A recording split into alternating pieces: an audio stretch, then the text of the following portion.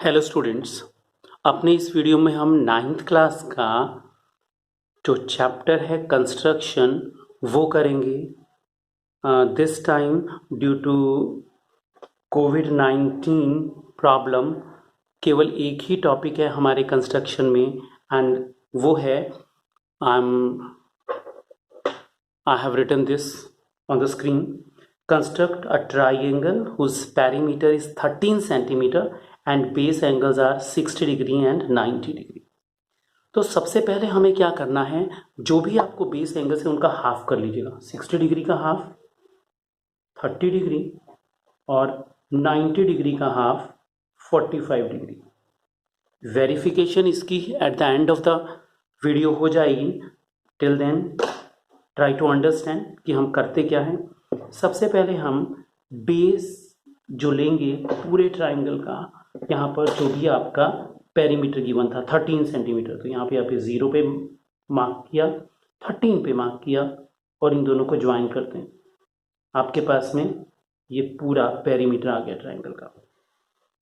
अब नेक्स्ट काम जो हमें करना है वो हमें करना है इसके दोनों एंड्स के ऊपर, अगर मैं इसको नेम दे देता हूँ x एंड y, तो मैं यहाँ पर x पर 30 डिग्री का एंगल बनाऊंगा, हाफ ऑफ 60 डिग्री जो one of the base angle है, और दूसरे के ऊपर 45 डिग्री। तो I am drawing 30 degree angle.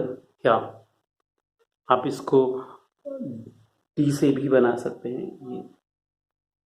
ये किया, ये आपने मार्क किया for 60 degree and it is 30 degree. इसको आप ज्वाइन कर दीजिएगा, you will get 30 degree angle है। ज्वाइन डॉटेड बना सकते हैं इसे आप।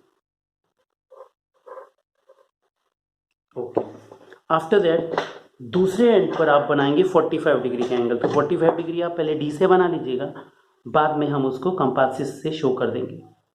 पहले आप देखिएगा, क्योंकि हमें इस साइड बनाना है, जो भी पॉइंट है ये इसके लेफ्ट हैंड साइड पर आपके पास में लाइन बन रही है। तो अब आपको जो एंगल काउंट करना शुरू करना है वो इस एंड से शुरू करना है। 0, 10, 20, 30, 40, 50 और ये बिल्कुल इसके बीच में आ गया 45। तो आप इसको ज्वाइन कर लीजिएगा, आपके पास में 45 डिग्री का एंगल बन गया।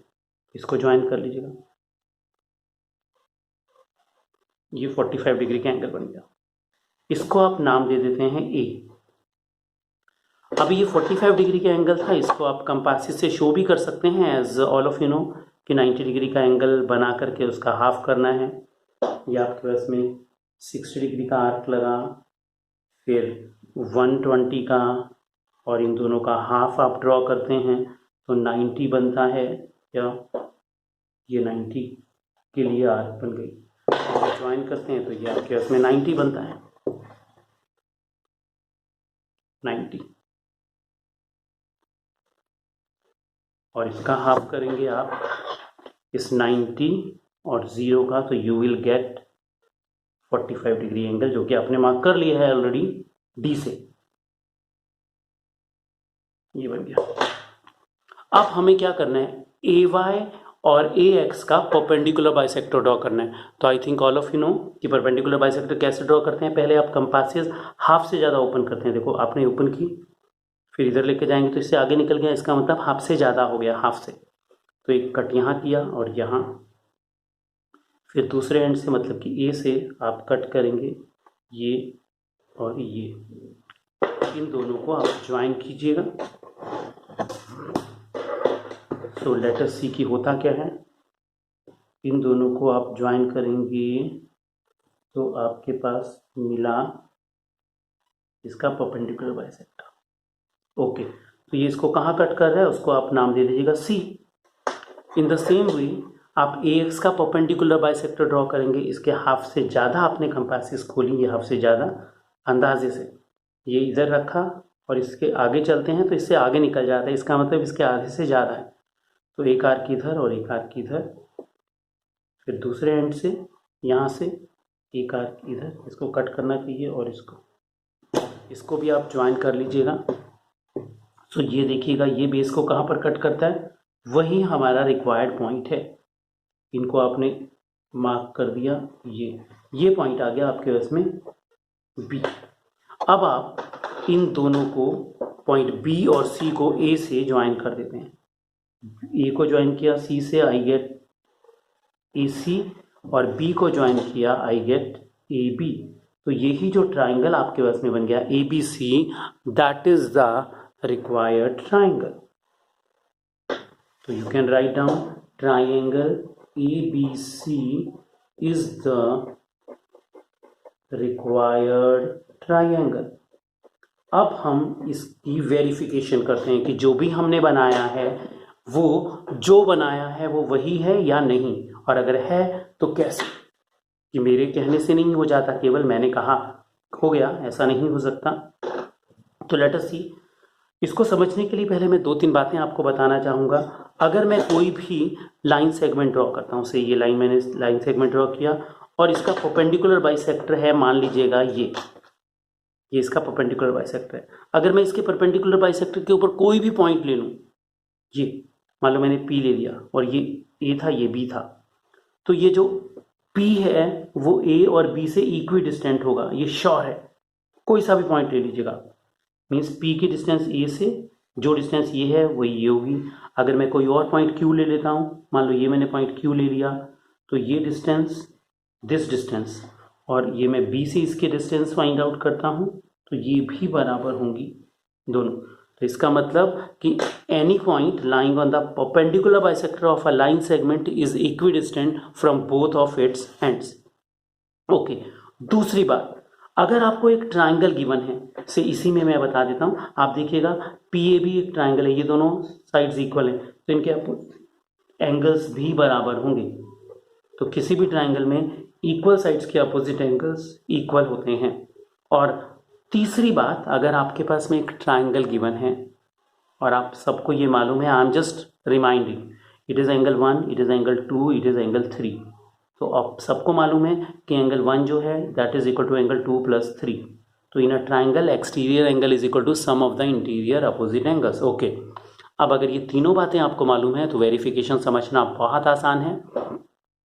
ये एंगल आपने बनाया था 30 डिग्री।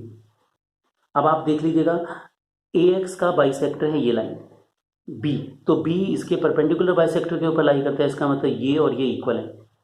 तो अब मैं ट्राइंगल अगर एक्स ए बी की बात करता हूँ, एक्स बी और ए बी इक्वल हैं, तो एक्स बी के अपोजिट एंगल्स ये रहा और ए बी के अपोजिट एंगल्स ये रहा, तो दोनों इक्वल होने चाहिए, ये भी 30 डिग्री हो गया। अब आप ये ट्राइंगल एक्स ए बी, ये इसका एक्सटीरियर एंगल है, तो 30 + 30 60, तो इसका मतलब ये 60 बन गया। आपके पास में एक कंडीशन फुलफिल हो गई।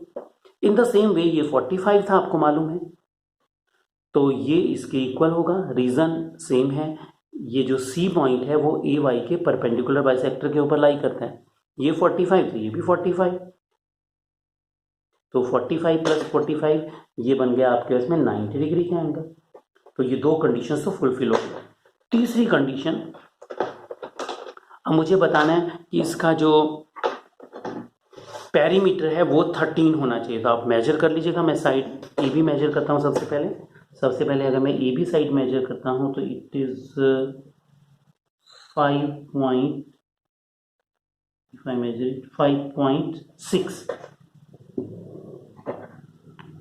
ए B is equal to 5.6 centimetre.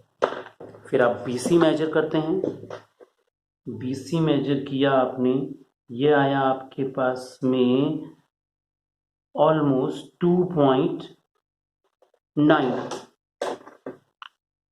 BC आपके पास में आ गया 2.9 सेंटीमीटर। और तीसरा देखते हैं हम, ये आता है आपके पास में 5.5। CA is equal to 5.5। तो let us add all of these, सबको ऐड करके देखते हैं कितना बनता है।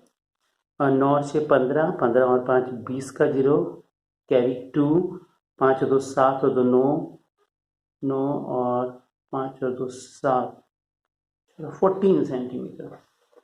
और ये देखते हैं कितना सेंटीमीटर बना, ये 13। गड़बड़ है, let me measure it again. it is 2.9. BC, it is okay, it is AB. AC, it is 4.5. Here it is, there is a mistake, I am writing it here, here is a mistake, it is 4.5, so I get 13 centimeter.